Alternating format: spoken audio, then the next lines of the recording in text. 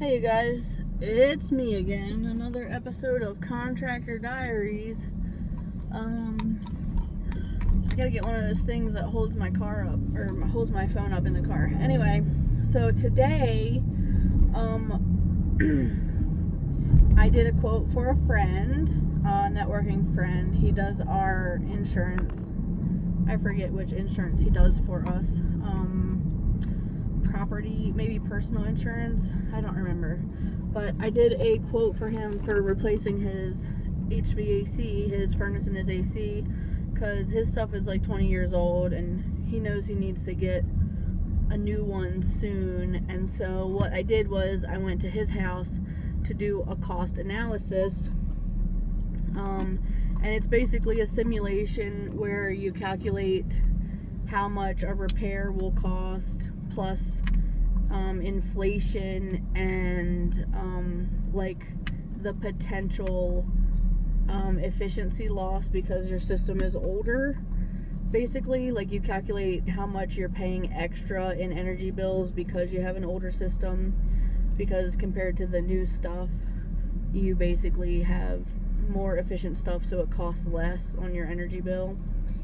And then like inflation every year goes up at a certain percentage every year, and so you calculate that and the likelihood of another repair within the time frame that you think that your system will last. So like if you think your system will last 5 years, you might have like one or two like considerable repairs in that time if it's like an older system. So you calculate all of that and factor all of that in, and at the bottom you get a price, the true cost of ownership. So you might see like a $500 repair today, but if you repair it today and you keep it for the next 5 years and then it dies like really bad, or like gets a really bigger repair that's way too expensive to justify like repairing it versus replacing it, then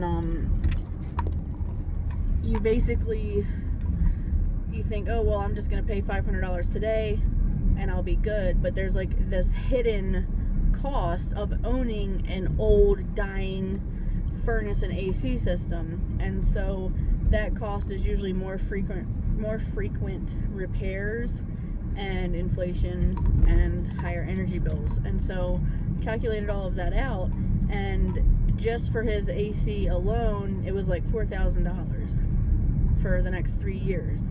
So if this summertime comes around and he has another sizable repair like he did last summer, he repaired his AC last summer for $750. If he has another repair like that this summer, or within the next 3 years that he thinks his AC unit is going to survive, then that could end up costing him $4,000 in like hidden costs basically.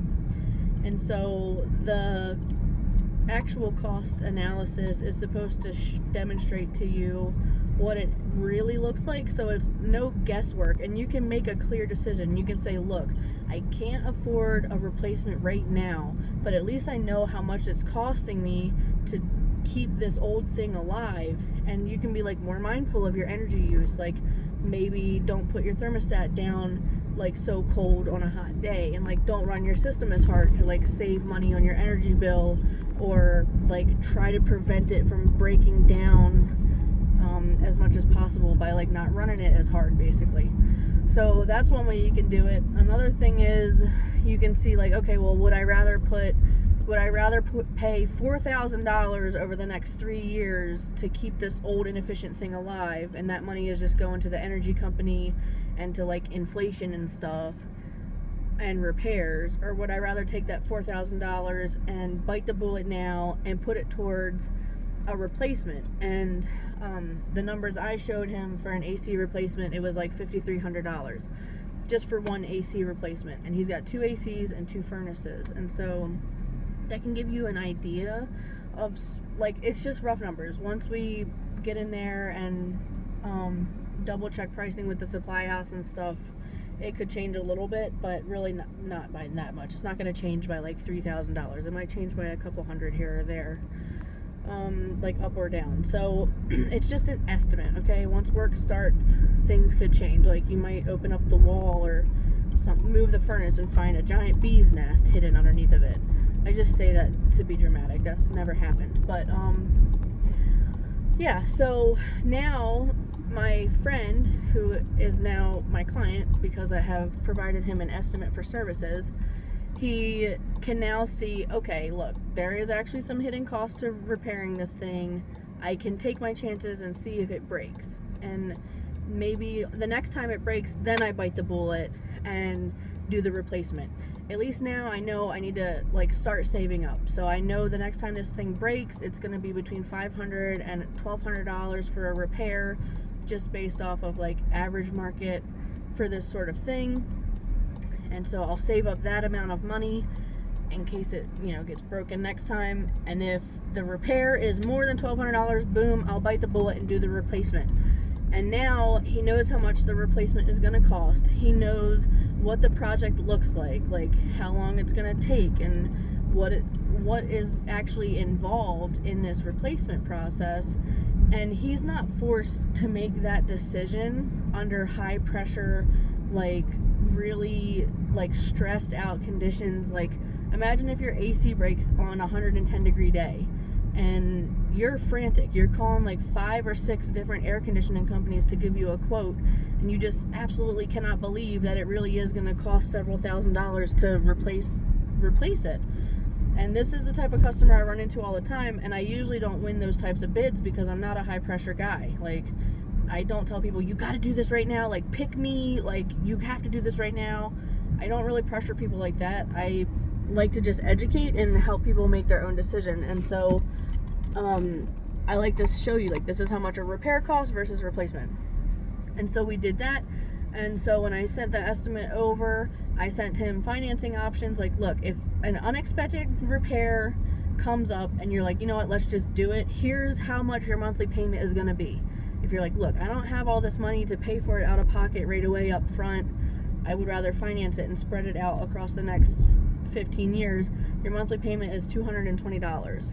And I think that's pretty fair. And so if something unexpected happens to where he is pushed to do a replacement, he already has a plan. He already knows what it's going to look like. He already knows how much it's going to cost. He already has the link to apply. He doesn't have to invite strangers into his home and do a high pressure sales presentation. It was all super chill. I came over, I measured, we talked about the dog and the farmland, and we just hung out. We talked about work for a little while, and then I was yeah, so here's our prices. And I have a price book. It's a flat rate price book. It's super simple.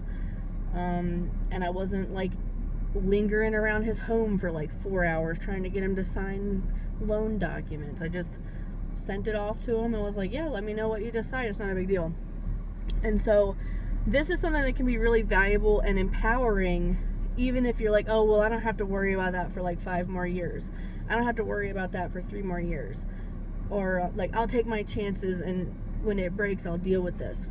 When it breaks and you're forced to deal with it, you're more likely to make a bad decision. And my mission is to just empower and educate people. And even if you don't choose me, I like being a resource to people, a free educational resource, because I really think the value I bring to the marketplace is just integrity. I don't even have to sell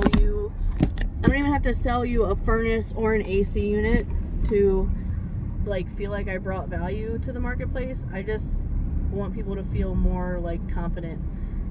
Because I remember before my husband moved in, my water heater broke, and I was super overwhelmed, and I just texted the dude that did the home inspection on my house, because I was a first-time home buyer, and he's the only one I knew that knew contractors.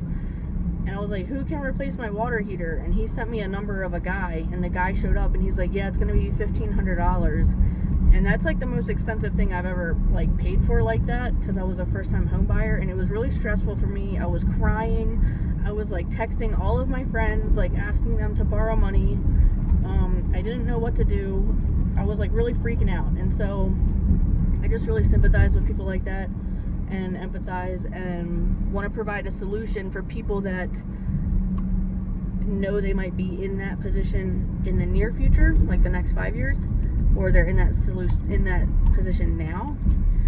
And so if you know your stuff is old, like let's say you've been living in your house for 10 years and you've never replaced your HVAC system, your furnace or your AC, and it's the original to the house, this is a good time to get a true cost analysis. I can come out, tell you how old your system is, tell you what type of condition it's in. I can predict the likelihood. Oh my gosh, it's so annoying. I am so sorry about the phone. I can tell you the likelihood of like certain types of repairs that might happen in the next couple years based off of the condition and like the load and like location and heat load and stuff like that. So if you're interested in that, it's no pressure. You can just leave a comment, send me a message, or call my office and just book actual cost analysis with me. And that's it, really.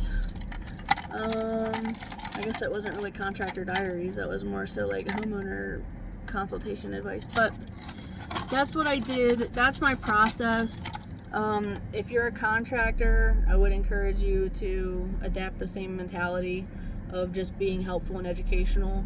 A lot of these bigger companies that are backed by PE are just like scalping a bunch of used car salesmen and pumping them through their HVAC system there, and they're in people's homes doing high pressure sales and like forcing people into stuff that they don't need, or forcing people into stuff that they don't want, and taking advantage of like elderly people or like first time home buyers. And that's my whole mission, is to get rid of that in the marketplace. I want to bring integrity and like actual value-based selling back to the marketplace, not high pressure sales tactics, because everyone feels gross when they've been a victim of a high pressure sales tactic. And yeah, well, that's it, you guys. So have a good day. Thanks for listening to me ramble. Sorry about the phone and keep falling down. I will get one of those things that goes on the windshield to hold the phone up so that it doesn't keep falling down.